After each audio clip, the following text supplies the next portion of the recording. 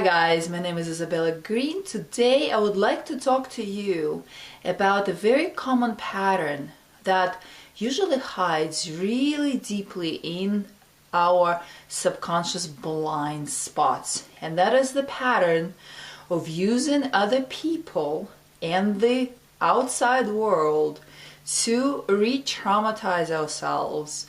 The using other people to continue abuse that we experienced as children and to continue, and that turns into self-abuse. What happens very often with people or the kids who were traumatized growing up, whether they had abusive parents or abusive relationships as teenagers, or had verbal, emotional, sometimes physical abuse, what happens is that pattern leaves such an intense energetic imprint on them that it becomes them. It goes deeply into subconscious space, and it starts emanating that frequency out. So the person continues to attract situations and actually co-create situations that continue the pattern of abuse. And also continue traumatization. If these are, for example, the parents who are very judgmental, right? And the person grew to believe that they're not good enough, not worthy. That's a very common thing, right? So that voice of the parents that they heard, that critical voice, that judgmental voice, that punishing voice, that abusing voice, becomes their inner voice when they grow up, and the parents are no longer in the picture and they moved on in their life, but somehow the traumatization continues. And I want to address here the pattern of how we co-create that going forward.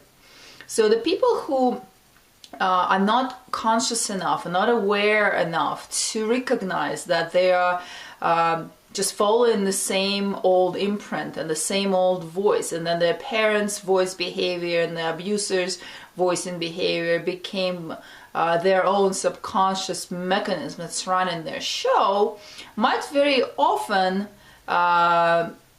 co-create situations to continue the same state of being. We're biological machines, and we get addicted to the state of being. And so it's a very powerful addiction to feeling guilty, addiction to feeling like a victim, addiction to all of the emotional spectrum that happens, and the chemicals that are released in that process while we are being either abused or traumatized.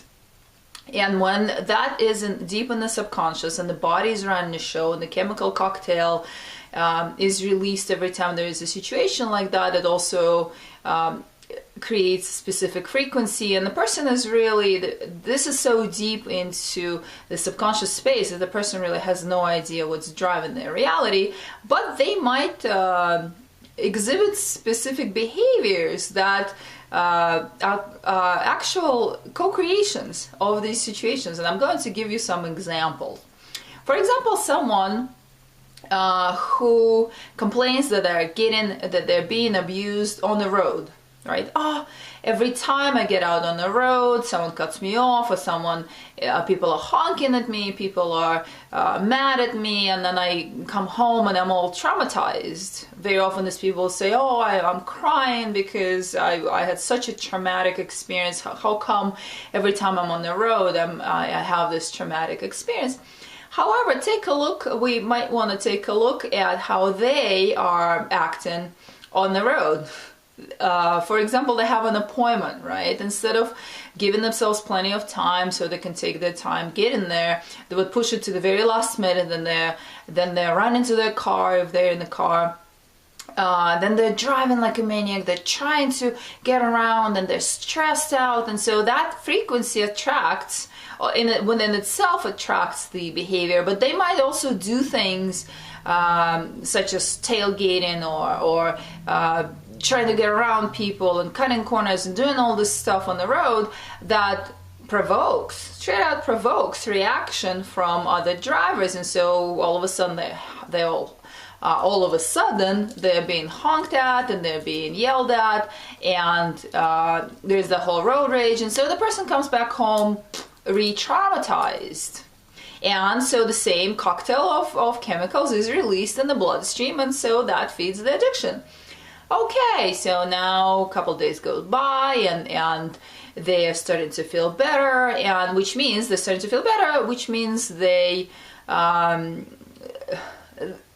the body would be craving the chemicals again. And so in comes a situation where they, I don't know, break something, or they did something that might potentially create tension or conflict with other people around them. Let's just say, I don't know, on property with the landlord, or whatever, any kind of situation.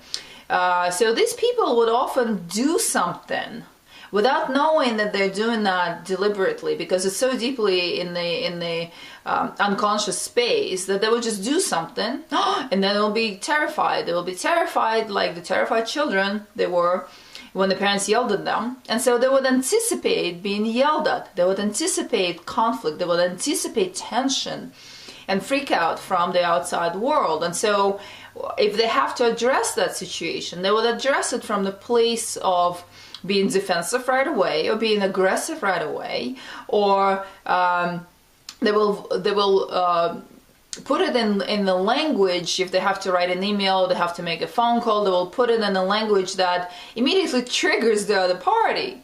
Potentially the other party doesn't even know what's going on yet, and they would call and immediately start from a very defensive place. And so basically what's happening here is the traumatized person is triggering others to respond to them in an aggressive manner. And when the others do, well, the person is re-traumatized, and the person is crying, saying, oh, they hurt me so bad, this was an accident, and how come they responded so badly to me.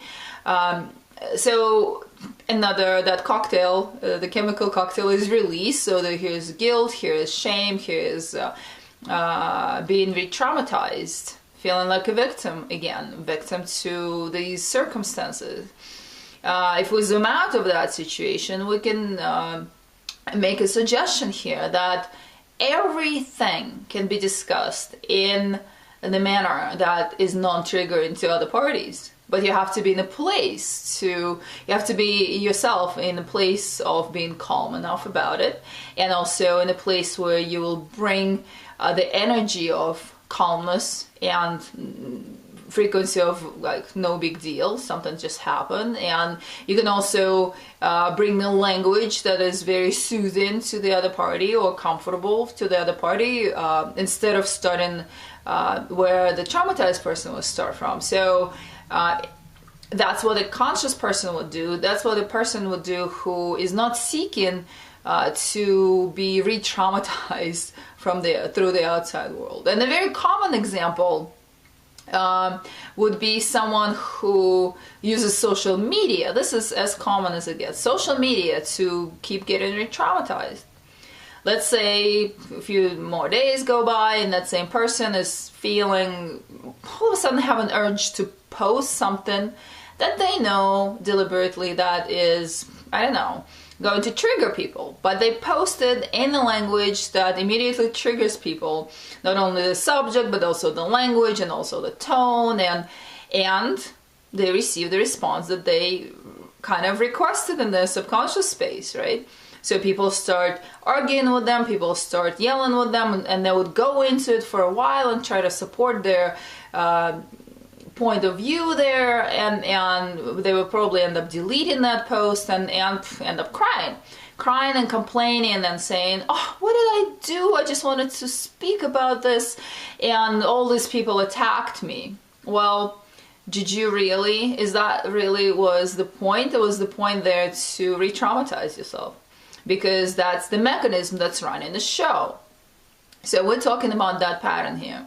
Another good example is someone who, under the belief that they want to help somebody, help a friend, would come in and say something or do something with their friends, to their friends, that would trigger the friends. And when the friends are triggered or feeling uncomfortable, express their discomfort, that person would feel traumatized, because they would immediately go into the place of a victim, going, "Oh my God, but I just wanted to help. I just wanted to do my best, but I told them the truth." But it does not necessarily mean that that truth was true for the other person. And also, the way the things are presented could be very calm again, or could be very triggering for the other person. And so the one who is running the pattern of using others to continue the state of abuse, which turned into self-abuse, they would do something to trigger their friends and speak in a manner that would trigger their friends, and then come home and cry because they're being hurt by other people. But the other people are just responding to the frequency that's being emanated. Because when there is a frequency with victim, when there is a frequency of guilt and shame, addiction to guilt and shame, and that subconscious mechanism that's running, that is seeking situations where the person can be re-traumatized and re-experience the victim, re-experience the abuse. That frequency is a magnet to, and it trigger for other people. So the other people that might be super calm and super nice people, all of a sudden they would be like, "Wow, why did I speak to that person that way? They really triggered me so much." But that's a co-creation there. That's a co-creation of the pattern, because we're all doing this with each other. We are in emotional contracts with each other. This especially shows in relationships, in romantic relationships, when people are really close. And for example, at the beginning, the romantic relationship looks amazing, and then a couple months into it, or sometime into it, the inner victim, or the inner abused child, or the inner traumatized teenager starts showing up. And when that starts showing up, the person will start creating scenarios like that from the unconscious space, will start creating scenarios to trigger the other person. And of course, who is fully healed? Hardly anyone, right? So the other person might have some insecurities that would trigger them to respond, but maybe not right away. But then it grows and grows and grows, because it depends on who is stronger in that relationship, whose frequency is stronger. And so if the frequency of the traumatized person is, and the intent is stronger, the intent to keep co-creating the situations of abuse, they're going to end up believing that they are in an abusive relationship, because the other person would respond to them and they would feel abused. Whether that's true or not, that's a completely different story. The feelings that person, and the emotions and the chemicals that person is addicted to are going to be triggered pretty much regardless of what the other party says. And so the other party would become a victimizer or an offender in this situation. So this is another example of continuing the pattern of abuse that turns into self-abuse through other people. How do we, okay, so we become aware of this. How do we interrupt that? How do we stop all that? The first step definitely is becoming aware of what you're doing and what kind of consequences are you inviting in. What emotions are your predominant emotions? What are you thinking about? What are you feeling every day? And is the state of victim, being traumatized, guilt, shame, all of that, does that your predominant state of being? Because if it is, you are running this pattern to support that state of being. So here, once we become aware of that, we need to really interrupt that pattern and start practicing recognizing the voice of a victim in your mind, recognizing the voice of a traumatized child in your mind, also recognizing the voice of abusive parents, for example, or someone who abused you. Let's call that the judge. Recognizing the voice of the judge or the voice of the offender in your mind, and really recognize that that's no longer there and that's no longer yours. It became yours, but you can interrupt that and say, hey, you know what, I hear you. And you've been here my whole life, but I no longer am going to follow this. Becoming conscious of how you present your conversation, how you present your truth, how you behave on the road, how you behave in the store, how you behave in everyday life, and whether that is serving you, your highest good, or whether it's continuing to serve the old pattern of being a traumatized child. Is it serving the traumatized child, or is it serving your highest good? So becoming very conscious of your behavior, your thoughts, your emotional states, your habits, your habitual behaviors, your habitual patterns, and then creating everything from scratch. You're gonna have to interrupt the old flow of behavior, patterns, emotions by choice at first, and then start recreating new behaviors, new language, new conversation, new state of being, new expressions of self.